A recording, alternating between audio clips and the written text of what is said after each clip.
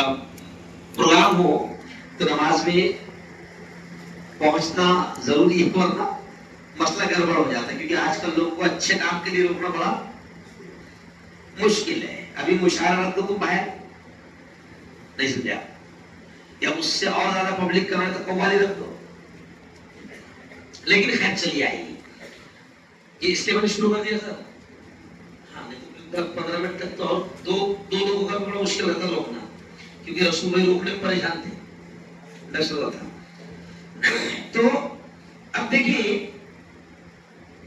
बार-बार आपसे कहा गया कि ये लंबी नशिस्त नहीं है ना, क्योंकि नमाज के बाद रुकना भी बड़ा मुश्किल जाता है, तो इसलिए हम लंबा नहीं करेंगे, बल्कि मैं आपको सिर्फ मुख्तसर से वक्त में बता रहा हूं कि वक्फ क्या है, शरीयत क्या कहती है, कुरान क्या कहता है, और आपके और मेरे आका हजरत मोहम्मद मुस्तफा, जोर से कह दो, सल्लल्लाहु अलैहि वसल्लम क्या कहते हैं वक्त के बारे में। देखो, अभी मैंने यासीन, सूरह यासीन की एकदम आखिरी आयत पढ़ा मैंने, अल्लाह के बारे में क्या कहा गया उस आयत में, इज़ा अरादा शैअन अन यक़ूल लहू कुन फयकून।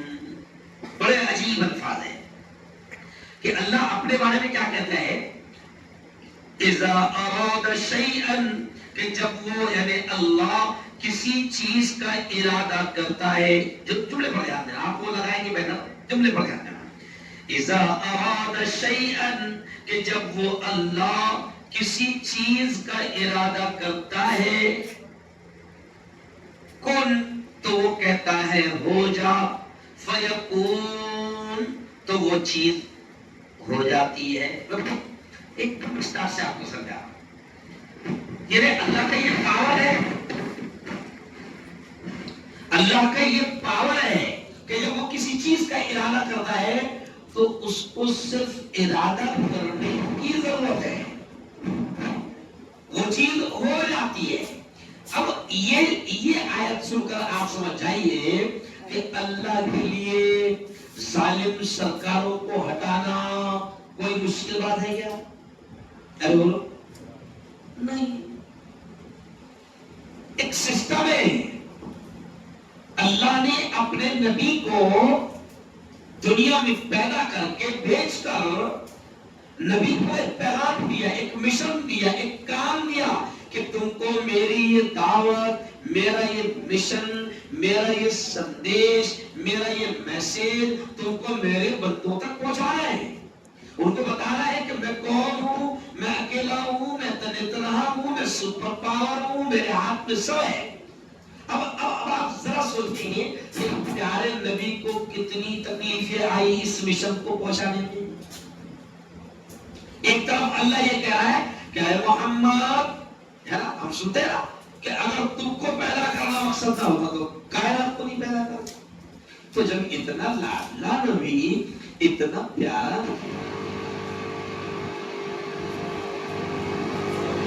उसको हाथ लगा, तो अब इतना लाडला नबी, इतना प्यारा नबी, उसको मिशन के लिए कितनी तकलीफ हो रही है कि घर घर जा रहा है, गली गली जा रहा है, बल्कि अबू जहल कहता है कि एक मर्तबा तो मैंने नबी को ऐसा धुतकारा, ऐसा झड़का कि मुझे यकीन हो गया कि अब दोबारा कभी मोहम्मद मेरे घर पर समझाने नहीं आएगा। देखो, बहुत सादे अंदाज में समझा। अब अबू जहल कहता है कि मैंने ऐसा झटकारा कि मुझे यकीन हो गया कि अब दोबारा कभी मोहम्मद मेरे घर पर समझाने नहीं आएगा।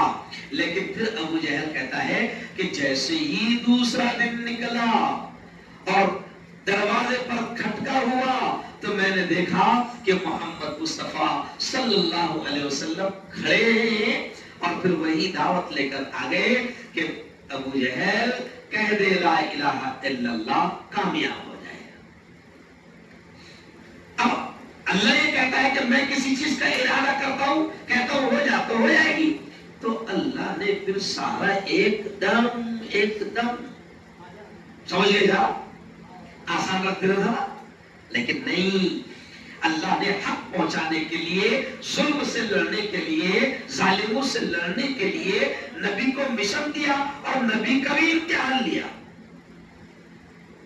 پھر نبی نے اس مشن کے پیچھے اتنی جان لڑائی اور لوگوں کو سمجھانے کے لیے اتنا اپنے آپ کو لگایا کہ پھر ایک مرتبہ تو ایسا ہوا کہ اللہ کو باقاعدہ آیت اتارنا پڑی، اور اللہ نے آیت اتارا، اے محمد تیرا کام پہنچانا ہے، اتنا تو اپنے آپ میں پڑھن اور بے چینی محسوس مت کر، اگر یہ تیری بات نہیں سن رہے مان رہے تو اتنا بھی تو بے چین مت کر۔ اللہ نے آیت اتارا کہ لعلک باخع نفسک، کہ کیا تو ان کی وجہ سے اپنے آپ کو ہلاک کر دے گا۔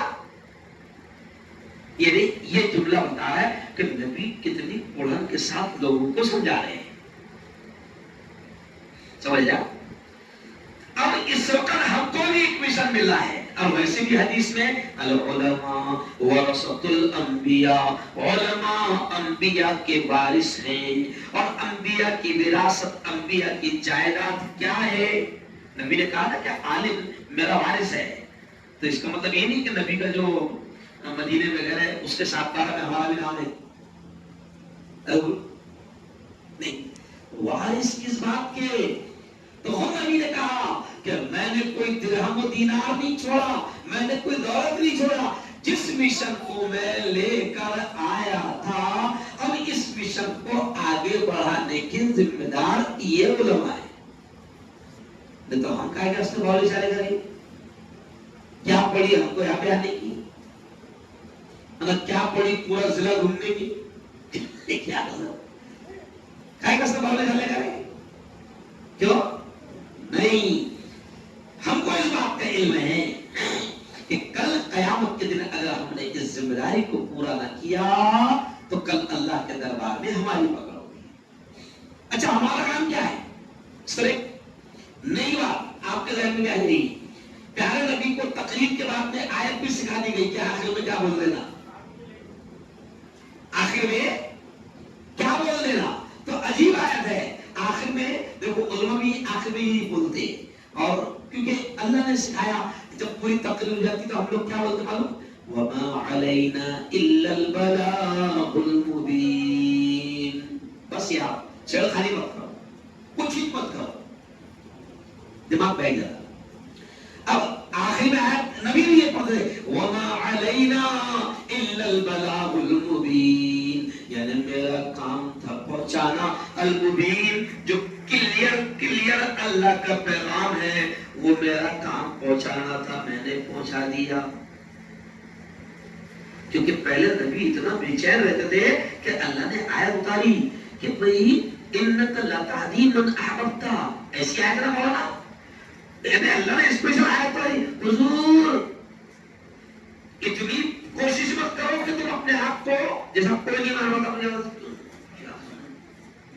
تو آیت اللہ نے حضور زیادہ ٹینشن مت لو، تمہارا کام ہے پہنچانا، تمہارا کام ہدایت دینا نہیں ہے، مائک میں اعلان کرنا تمہارا کام نہیں، کیا ہے؟ ہدایت دینا تمہارا کام نہیں ہے۔ جس کو اللہ ہدایت دے گا وہ گھر چھوڑ کر اللہ کے لیے آئے گا، جس کی قسمت میں ہدایت نہیں تھی نا تو سامنے نبی تھے، ابھی اپن مر مٹنے کی باتیں کر رہے ہیں، لیکن جن کی قسمت میں ہدایت نہیں تھی سامنے نبی ڈائریکٹ سمجھا رہا، نہیں مانے۔ اچھا نہیں ماننا تو دور کی بات، پلان بنا ہے نبی کو قتل کرنے کی، جن کی قسمت میں ہدایت نہیں تھی نا تو ڈائریکٹ فیس ٹو فیس نبی کو دیکھ کر بھی نہیں مانے۔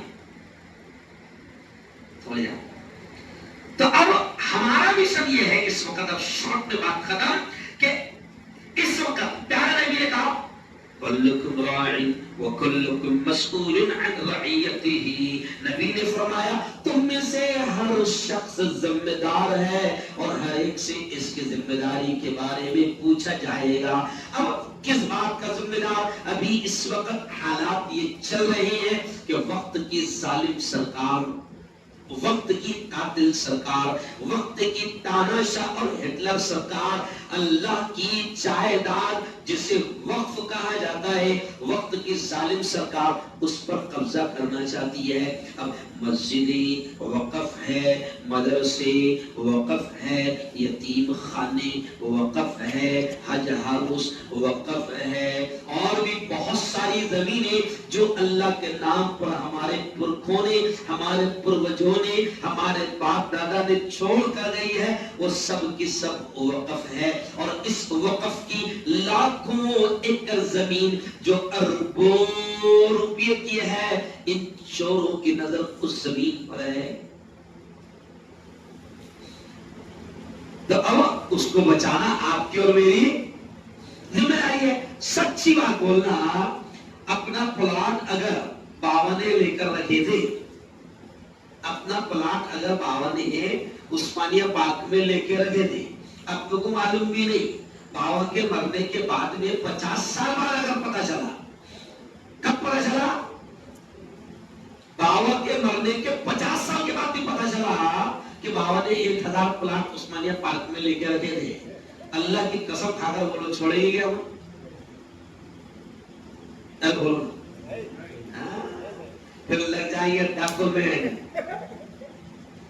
مزہ، پھر ضرورت پڑی تو ہائی کورٹ، اور ضرورت پڑی تو ایسے ہی یہ وقف جو ہے یہ اللہ کی جائیداد ہے، اور اللہ نے آپ کو، ہم کو، سب کو ذمہ دار بنایا ہے، اور ہر ایک شخص ذمہ دار ہے کہ ان مسجدوں کی حفاظت کرے، مدرسوں کی حفاظت کرے، قبرستان کی حفاظت کرے، درگاہوں کی زمینوں کی حفاظت کرے، خانقاہوں کی حفاظت کرے، مسافر خانوں کی حفاظت کرے، یتیم خانوں کی حفاظت کرے۔ اگر ہمارے باپ دادا نے اسکول چھوڑ کر گئی ہے، اسکول کی حفاظت کرے، کالج کے لیے زمین چھوڑ کر گئی ہے، اس کی حفاظت کرے، یہ آپ کی میری سب کی ذمہ داری ہے۔ اور وقف جب کوئی آدمی کر کے جاتا ہے تو اس پر اللہ کا نام لگ جاتا ہے۔ ایک آدمی کے پاس 10 ایکڑ کھیت ہے،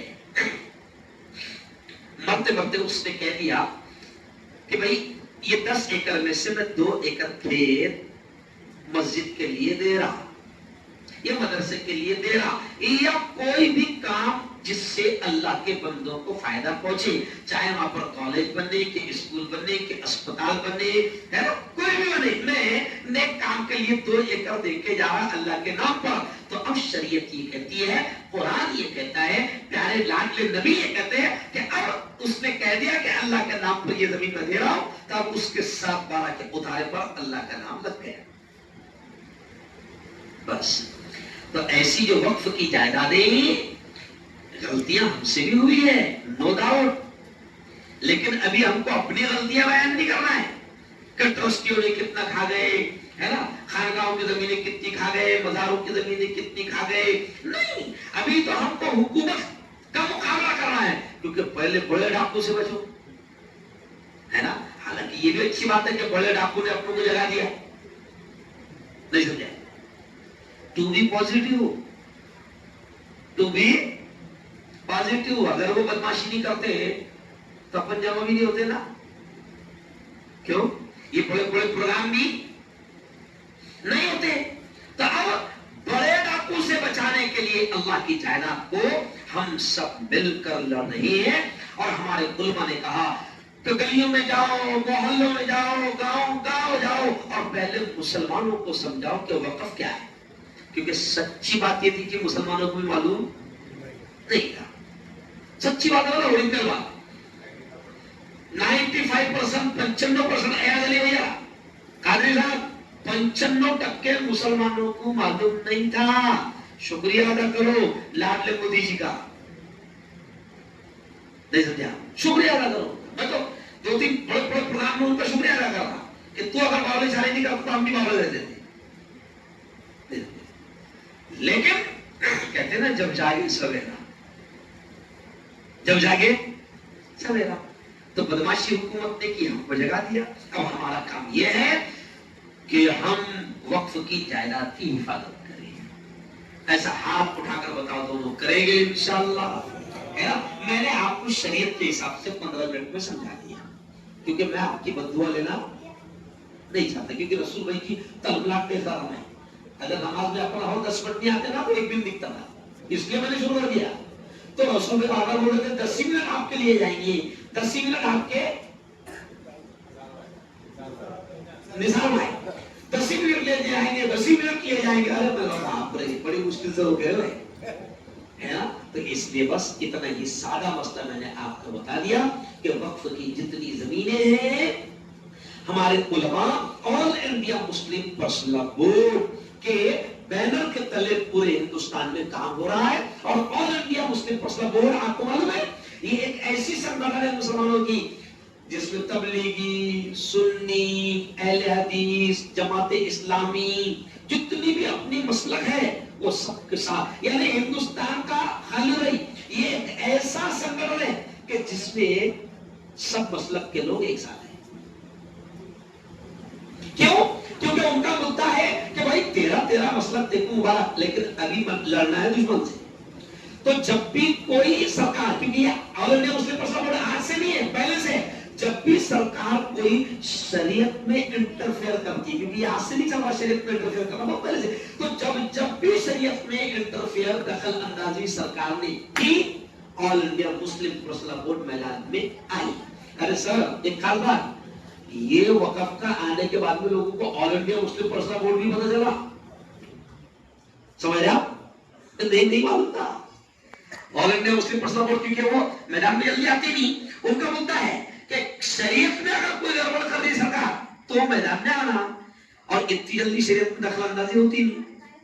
एक मुद्दा 15-20 साल के बाद जब खुजली आती सरकार को माहौल खराब करने की, जब करती, तो all India Muslim personal board किसी को नहीं मालूम था, आम आदमी को। तो अब हम आपसे गुजारिश कर रहे हैं, ये तो छोटी नशिस्त है जो आपको बता दी गई, लेकिन कानूनी बारीकियां क्या है ना। मैंने शरीयत का व्यू से बता दिया आपको कि शरीयत में वक़्फ़ किसको कहते हैं। मैं मुफ्ती हारून नदवी अगर मरते मरते कुछ हिस्सा भी अगर जमीन का दे दूं, या सिर्फ जमीन नहीं कुछ भी वक़्फ़ कर दूं अल्लाह के नाम पर, तो अब इसका मालिक अल्लाह हो जाता है।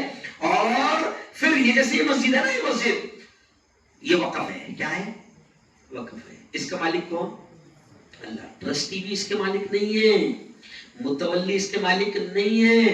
ट्रस्टी आज है कल नहीं रहेंगे। क्यों? अच्छा, ट्रस्टी का काम मस्जिद की जमीन पर कब्जा करना नहीं होता है, हुक्मरानी करना नहीं होता है, तानाशाही करना नहीं होता है। ट्रस्टी का काम ये होता है कि तू मस्जिद का सेवक है, अल्लाह के घर का खादिम है। तेरा काम क्या है? नल कौन सा गल रहा नहीं समझा है ना, लाइट कौन सी सिलक कुछ कर रही, मेंटेन, रख रखाव। अभी इतने बड़े मुल्क का पीएम क्या बोलता, भाई बहनों मैं चौकीदार हूं। ये अलग बात है कि मैं चोर हूं, लेकिन चौकीदार हेलो हूं। तो अब अल्लाह की जायदाद पर कोई भी किसी भी लाइन से कब्जा करे तो अल्लाह की उस जायदाद को बचाना आपकी और हमारी सबकी जिम्मेदारी है। और आखिरी जुमला बोलकर बात खत्म। अभी उलमा ने हमको इशारा किया क्या, ये करो, शांतता पूर्व अंदाज में धरना दो, आंदोलन करो, बाहर बैठो, जलसा करो, जन जागरूकता अभियान चलाओ, लोगों को समझाओ। अब आइंदा कल सुबह 10 बजे हिंदुओं को जमा किया जाए इकरा कॉलेज, उनके साथ में बातचीत हो। क्यों? क्योंकि इस मक्कार और बदमाश सरकार ने हिंदुओं को गलत इंफॉर्मेशन देकर उनको बहकाई, ताकि हिंदू क्या समझे अच्छा और मुसलमान पढ़ नहीं समझा। तो उन हिंदू भाइयों के भी जहनों को साफ करने के लिए आइंदा कल इकरा कॉलेज में सुबह 10 बजे से लेकर 12 बजे तक बाकायदा 1.5 घंटा टेबल टॉक, वहां पर मैं बताऊंगा शरीयत के हिसाब से वक़्फ़ किससे कहते हैं, सब बताएंगे कानून पहले क्या था और अभी ये बदमाश सरकार क्या कानून लाना चाहिए। तो हम हिंदुओं से भी मिल रहे हैं। फिर एक प्रोग्राम ऐसा होगा कि औरतों को बुलाया जाएगा, क्योंकि भेना को भी मालूम होना बहुत जरूरी है, नहीं तो भेना धरने में जाती, जैसा भोपाल में हुआ। मीडिया वाले बदमाश आते और मुसलमान औरत से पूछे, बहन तुम काय के वास्ते आए लाए, तो बहन को कुछ ही मालूम है नहीं, तो बहन क्या बोल रही, 1100 का सिलेंडर हो गया ना, نہیں سمجھا؟ تو ہم یہ پروگرام عورتوں میں لے کر جا رہے ہیں، مردوں میں لے کر جا رہے ہیں، ہے نا، جوانوں میں لے کر جا رہے ہیں. پھر 30 تاریخ کو اپنا ایاز میں کہا ہے تاماپورہ میں، شہید عبدالحمید چوک میں، جہاں بڑی آبادی ہے، تو وہاں پر ہم باقاعدہ اسٹیج پروگرام بھی لے رہے ہیں. وہاں کے نگر سیوک جو ہندو بھائی ہے وہ بھی سب آ رہے ہیں. اچھا، اور کمال کی بات آخر جب سن لو، اپنے لیے خوشی کی بات کیا ہے کہ یہ ہندوؤں کو بہکانے کی کوشش کر رہی تھی سرکار، لیکن کمال کی بات آپ کو سنو، 238 خاصدار میں سے اپنے 17 اٹھ نہیں جائے. اب 238 خاصداروں نے آواز اٹھائی اس کالے قانون کے خلاف، تو یہ خوشی کی بات ہے کہ 220 تو وہ تھے آئے ہم نے. تو ہندو بھی سمجھ گیا سرکار کے اوپر اشارہ ہوئی کہ ہندو حق میں نہیں آ رہے، حالانکہ کوشش چالو ہے. تو یہ اپنے لیے پلس پوائنٹ ہے. کیا ہے کہ 238 خاصداروں نے پارلیمنٹ میں، راجیہ سبھا میں، ہر جگہ ہمارے وقف کے لیے آواز اٹھائی، اور ہم تو باقاعدہ ان کا بھی شکریہ ادا کر رہے ہیں. ابھی ہم کو آج میٹنگ میں پتا چلا، ایاز علی نے بتایا کہ سنجے راؤت صاحب نے، خالد بھائی نے بتایا، تو ہم نے بات کی کہ اگر سنجے راؤت صاحب شیو سینا ادھو ٹھاکرے کے لیڈر ہیں، ہم نے بات کی کہ اگر ہم کو ان سے ملاقات کا موقع ملا تو ہم جائیں گے، ان کا ستکار کریں گے، ان کا سمان کریں گے. کیوں؟ کیونکہ تم نے اور تمہاری پارٹی نے پارلیمنٹ میں، راجیہ سبھا میں ہمارا ساتھ دیا. تو یہ اچھی بات ہے. جب ہم ان کے پاس جا کر ان کا سمان کریں، ان کو لگے گا کہ نہیں مسلمانوں نے اس بات کو سمجھا. پاسباں مل گئے کعبے کو سمن کھانے سے. آج 200 خاصدار تو ان کے ہیں نا، اور وہ ہمارے لیے آواز اٹھا رہے. کتنی بڑی بات ہے. ہندوستان میں کبھی ایسا نہیں ہوا کہ مسلمان کے خلاف کوئی قانون لایا جا رہا ہو اور ہندو اس میں اتنی بڑی تعداد. تو یہ اپنا پلس پوائنٹ ہے. اس لیے حکومت گھبرا رہی ہے. تو اپنوں کو آج آپ کو بلایا گیا، آپ آ گئے. یہ بھی نیکی میں اللہ کے پاس لکھا جائے گا. آپ کو نہیں معلوم، ہم مر جائیں گے. ہم تو شارٹ میموری کے لوگ ہیں. اگر 10 دن کے بعد میں آپ سے کوئی پوچھے نا کہ وہ اپنے مسجد لطیف میں وقف کا پروگرام کون سے دن ہوا تھا، منگل کا دن تھا کہ جمعرات کا دن تھا، تو یہ بولے گا جمعہ کا دن تھا. نہیں سمجھا؟ اپنے اتنے شارٹ میموری لوگ ہیں. لیکن مفتی ہونے کے ناطے اگلا جملہ سن لو.